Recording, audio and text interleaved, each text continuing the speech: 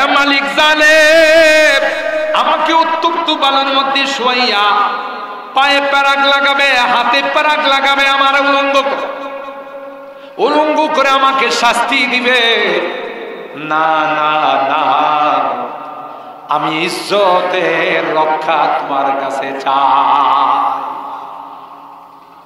তাফসীরের কিতাবের মধ্যে আসে, আসিয়া দোয়া করতে দেরি হয়, সাথে সাথে আল্লাহ আসমানের মেঘ পাঠাই দিয়েছেন, আসিয়াকে আর দেখা যায় না।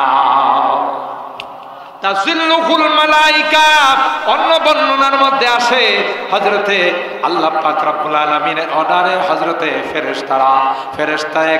ফেরেশতা যারা আছেন ওরা এসে ডানা দিয়ে আসিয়াকে ছায়া দিয়ে রাখছে। আসিয়ার দেহটা আর ফেরাউন খুঁজে পায় না। এদিক দিয়ে আসিয়া আল্লাহকে মানে রব্বি বিনিলি ইনদাকা বাইতান ফিল জান্নাত। দ্বিতীয় ফরিয়াদ হলো, আল্লাহ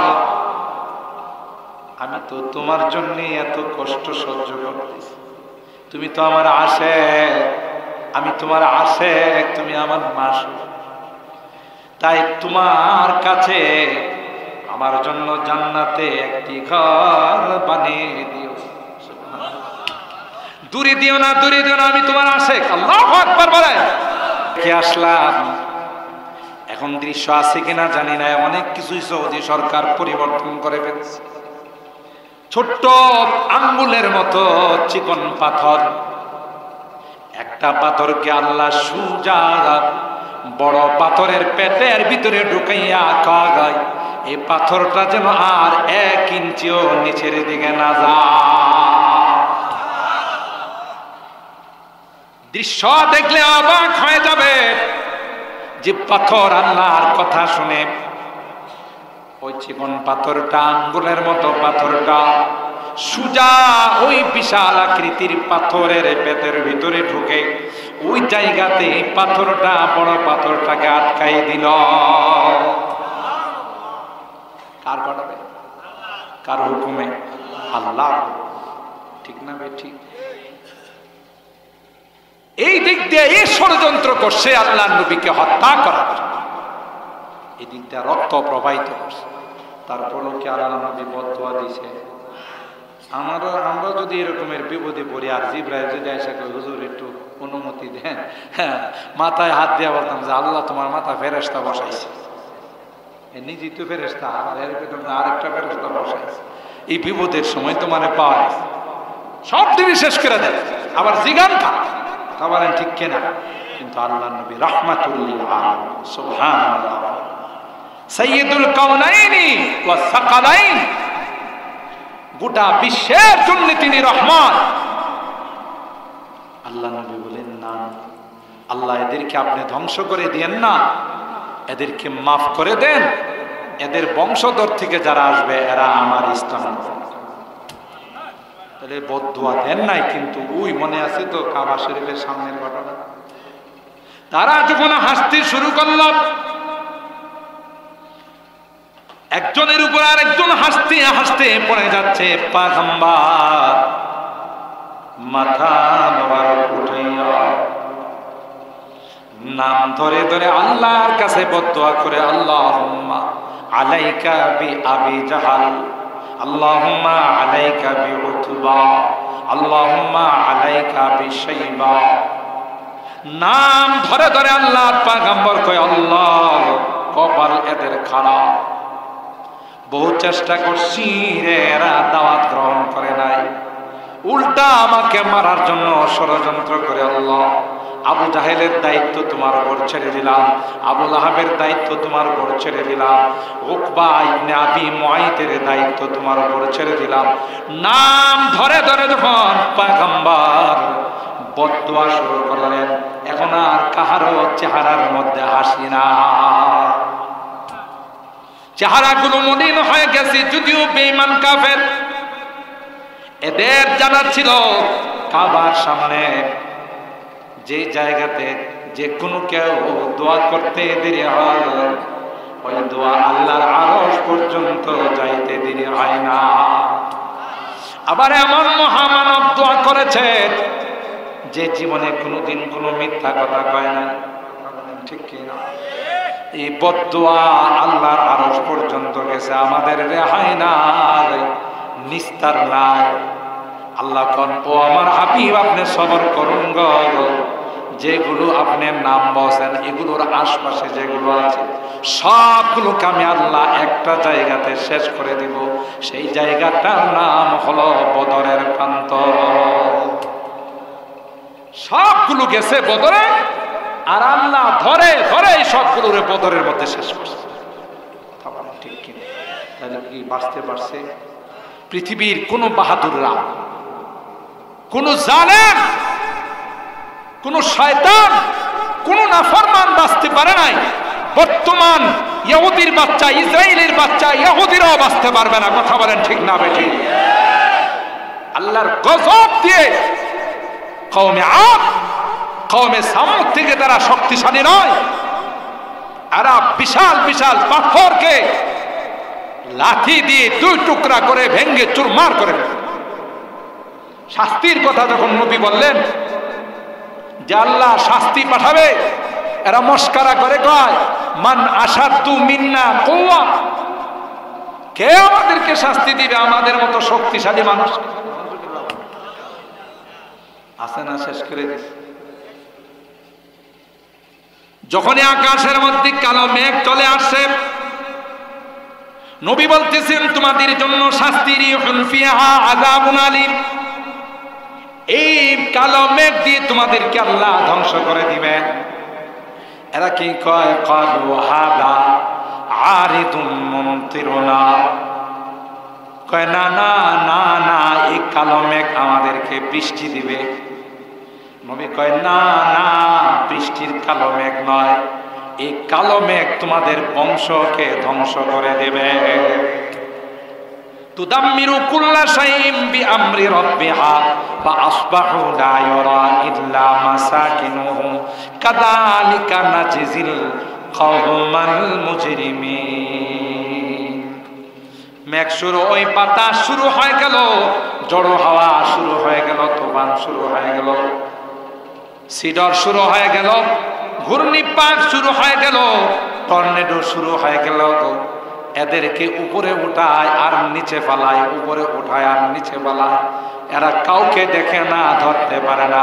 এইভাবে আল্লাহ বলেন ফাআসবাহু লা ইউরা ইল্লা মাসাকিনুহুম। আল্লাহ কয় দেখো, সকালবেলা যায় দেখো কিচ্ছুই নাই, মনে হয় একটা বিরান এলাকা। কে শেষ করছে? আমার ভাইরা, মাজলুমের পক্ষে কে থাকেন? হযরতে আসিয়া, মনে আছে কিনা? হযরতে আসিয়া মাজলুম, ফেরাউনের দ্বারা নির্যাতিত আসিয়া আল্লাহর কাছে বলে রব্বি মিনিলি ইনদাকা বাইতান ফিল জান্নাহ ওয়া নাজ্জিনি মিন ফিরআউনা ওয়া আমালিহি ওয়া নাজ্জিনি মিনাল কওমিজ জালিমিন। আল্লাহ, জীবনে কোনোদিন কেউ আমার চেহারাটা পর্যন্ত দেখে না, আর এ জালেম আমাকে উলঙ্গ করবে। নাউজুবিল্লাহ। এ মালিক জালেম আমাকে উত্তপ্ত বালুর মধ্যে শোয়াইয়া পায়ে প্যারাক লাগাবে, হাতে প্যারাক লাগাবে, আমার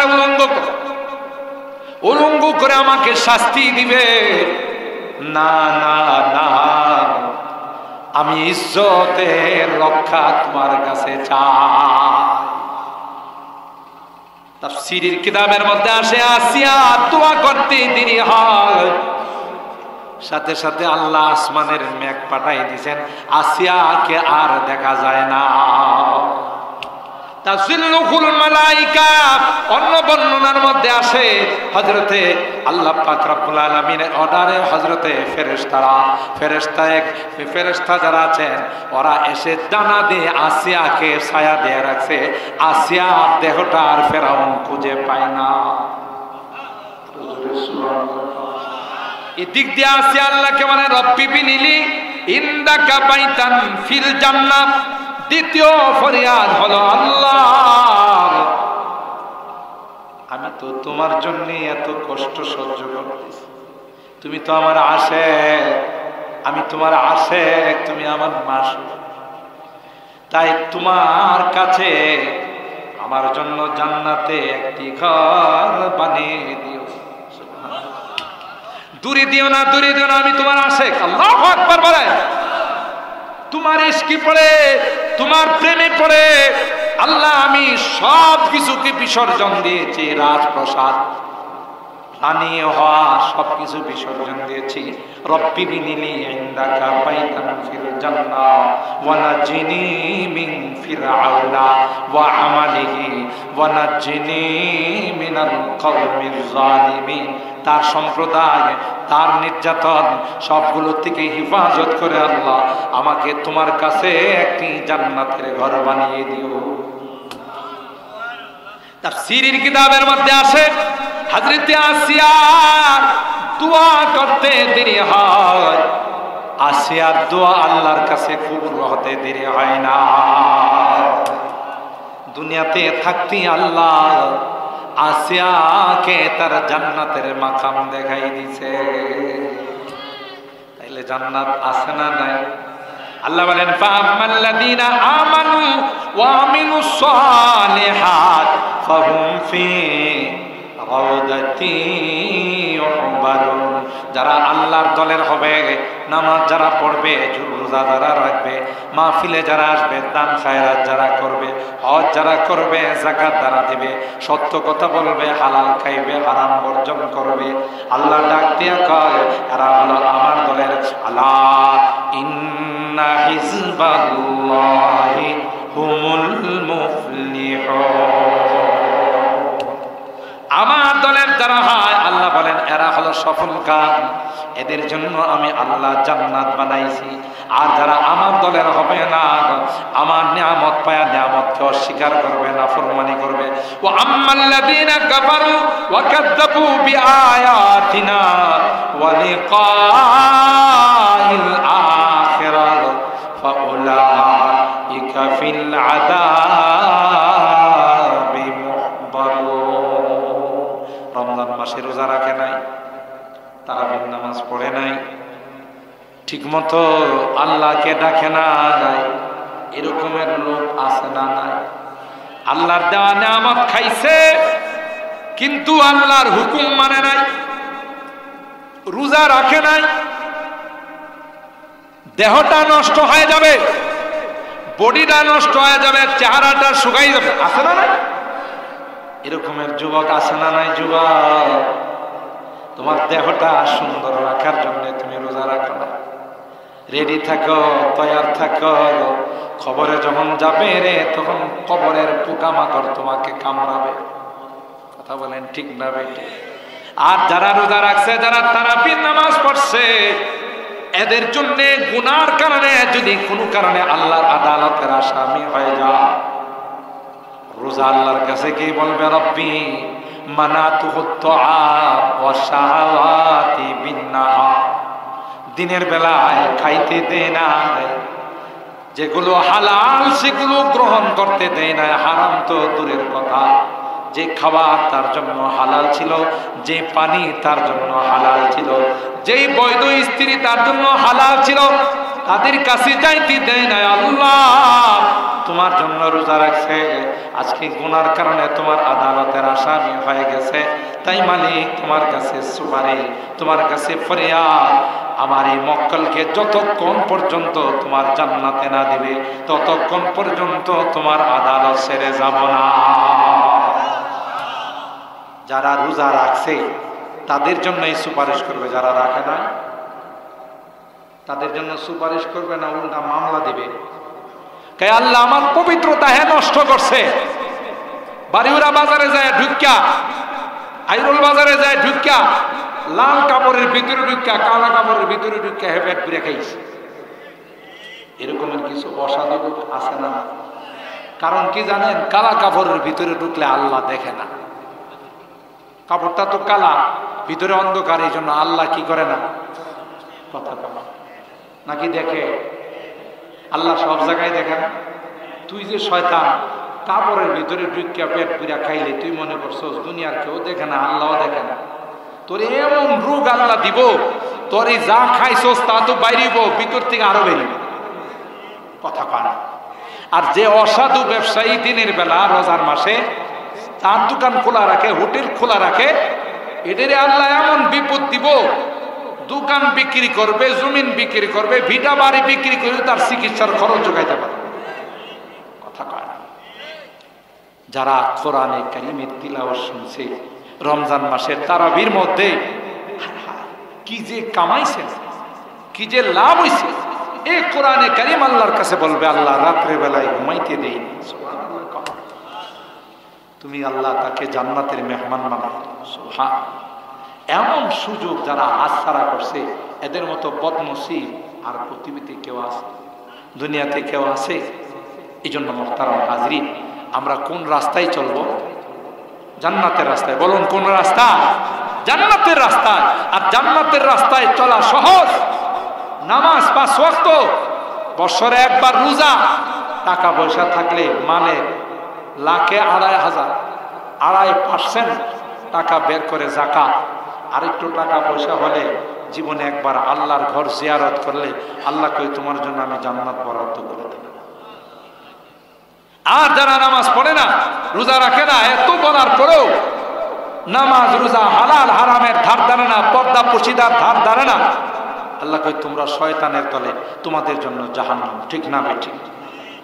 আল্লাহ পাক রব্বুল আলামিন আমাদেরকে আজকে আগের ওলামায়ে কেরাম এবং এখনো যে আলোচনাগুলো শুনলাম এর উপর আমাদের আমল করে জান্নাতের রাস্তায় চলা আর জাহান্নামের রাস্তায় বর্জন করার তৌফিক দান করুন। বলুন আমিন।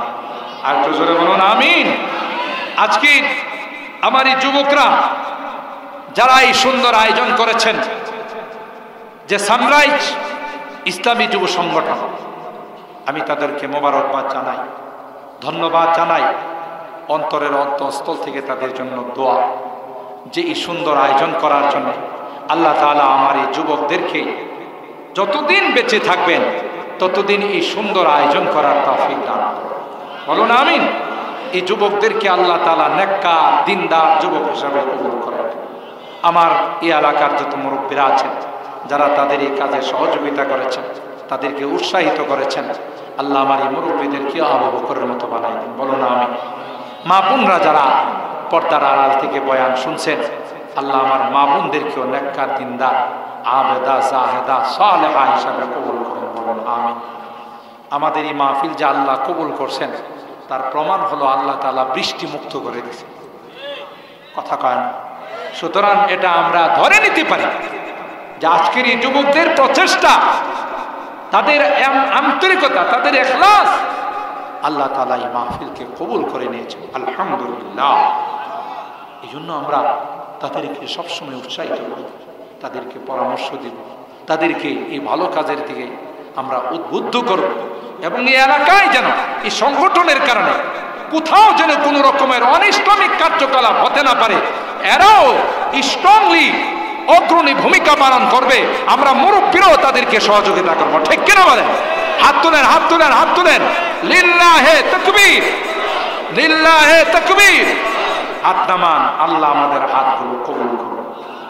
কোন বাড়িতে গায়ে হলুদ আর গায়ে মরিচের নামে যেন কোনো অশ্লীলতা হতে না পারে। গায়ে হলুদ আর মরিচ লাগায় না? মরিচ তো কেউ লাগায় না।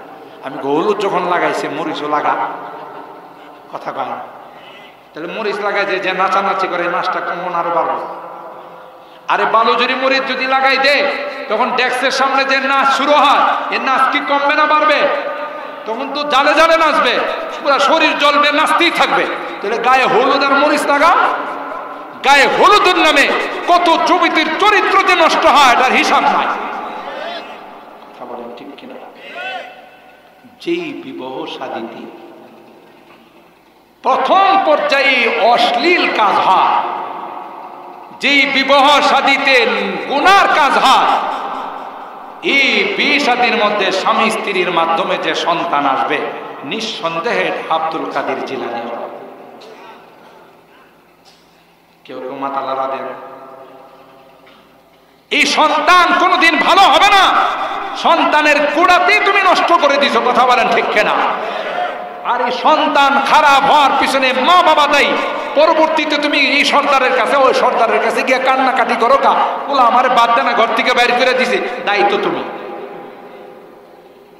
মনে হয় অনেকের কাছে কথাটা খারাপ লাগা, দায় তুমি। কেন তুমি ইসলামকে ফলো করো নাই, নবীর সুন্নতকে তুমি ফলো করো নাই।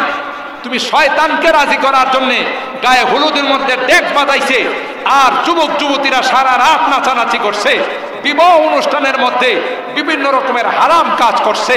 সব কিছু করে তুমি এটাকে সুন্দর একটা জিনিসকে অসুন্দর করে দিয়েছো।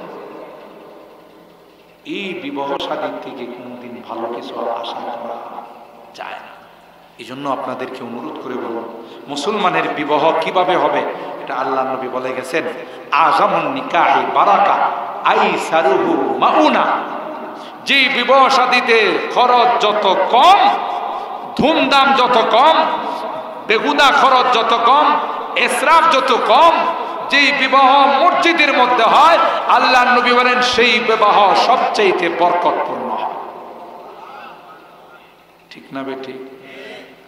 মসজিদের মধ্যে বিয়ে শাদীর আয়োজন করেন সব আল্লাহওয়ালা মানুষ, এখান থেকে বিয়ে শাদী হলে সাংসারিক জিন্দেগিতে শান্তি আসবে। নাহলে যেদিন বিয়ে হবে এরপরের দিন থেকে গন্ডগোল লাগা শুরু হইব।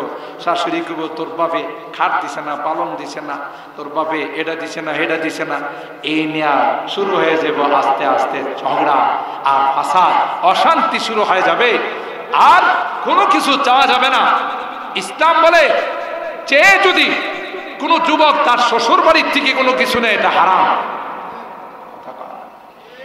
হ্যাঁ, তিনি যদি নিজের থেকে কোনো ডাইরেক্ট ইনডাইরেক্ট আকার ইঙ্গিতেও তাকে কিছু বলা হয় না, আমার মেয়ে দিছে, আমার মেয়ে থাকবে, আমি একটা খাট খুশিতে বানাই দিলাম, একটা আলমারি দিলাম, একটা সুকেস দিলাম মেয়ের জিনিসপত্র রাখার জন্য, কেউ কোনোভাবে কিছু বলে নাই, বিয়ায় এটা আমি খুশি হয়ে দিলাম আমার মেয়েকে, তাইলে সমস্যা নাই, হাদিয়া নেওয়া যায়। কিন্তু কোনোভাবে যদি এটারে গোড়ায়া গাড়ায়া ঘটক পাখি ভাইয়ের মতো, ঘটক আছে না কিছু পাখি ভাই, না না বিয়া ছেলের বাবা এত নামাজি, এত আল্লাহওয়ালা দিনদার, কিচ্ছু চায় না।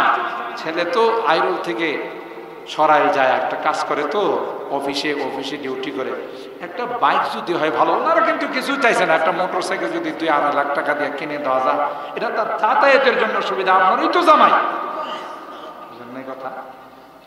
আচ্ছা ঠিক আছে, আমার জামাইরা আমি একটা মোটর সাইকেল দিব। মোটর সাইকেল উদ্ধার করার পর অনেক সময় তো অফিসিয়াল কাজে দেশের বিভিন্ন জায়গাতে যাইতে হয়, বাড়িতে ঠিক মতো আসতে পারে না, বাজার সদাই করতে পারে না, আপনার মেয়ে থাকবো, একটা ফ্রিজ যদি হয় তাহলে খারাপ। কয়টা হইল? ঘটক পাখি পায় বলে আচ্ছা যাক, ফ্রিজও দিব। ফ্রিজ যেহেতু দিবেন, আপনার মেয়ে কত সুন্দর করে লালন পালন করছেন, ওখানে আছে একটা চৌকি, তাও গুনে ধরে লাইছে, পিছনা বাড়ির সিরাজা, একটা সেগুন কাঠ দিয়ে যদি খাট বানাই দেন, আপনার মেয়ে তো থাকবো, এটাও কি হয় না খারাপ?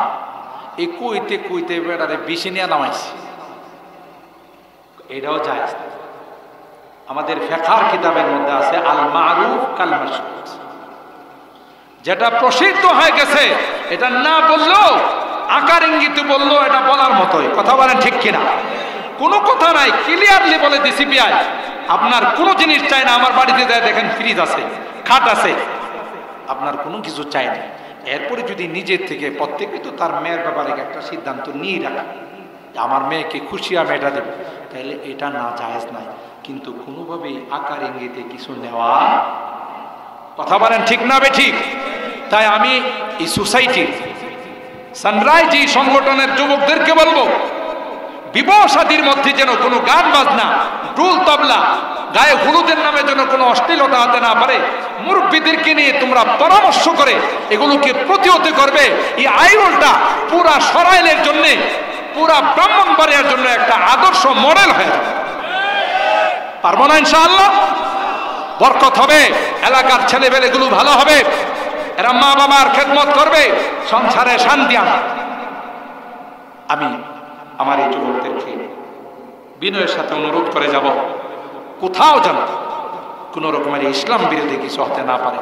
কোরআন বিরোধী কিছু হতে না পারে, শরীয়ত বিরোধী কিছু হতে না পারে, মুরব্বীদেরকে নিয়ে পরামর্শ করে সুন্দরভাবে, ঝগড়া ফাসাদ নয়, মারামারি নয়, কথা বলেন ঠিক না বেঠিক, কারোর সাথে গালিগালাজ নয়, সুন্দর করে তার হাতে পায়ে ধরে বুঝাইয়া।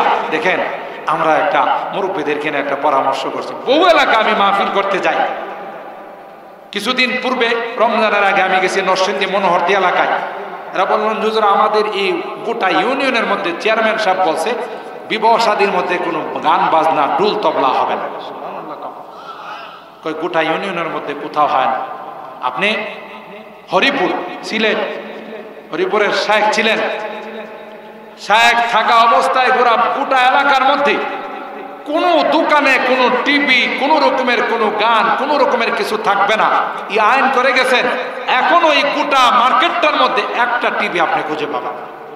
জাফলং যাওয়ার সময় এই রুট দিয়া যাইতে হয়, কত পিকনিক যায় না মাইক নিয়ে, সবার জানা আছে এই এরিয়াতে ঢুকলে মাইক বন্ধ রাখতে হবে, নাহলে কিন্তু বদরের যুদ্ধ শুরু হয়ে যাবে। এই জন্য কোথাও যারা এই জাফলংয়ে টুরে যায়, এই হরিপুর বাজারে গিয়ে কেউ মাইক বাজাইতে পারে না। সুবহানাল্লাহ, এতে লাভবান এলাকার মানুষও লাভবান।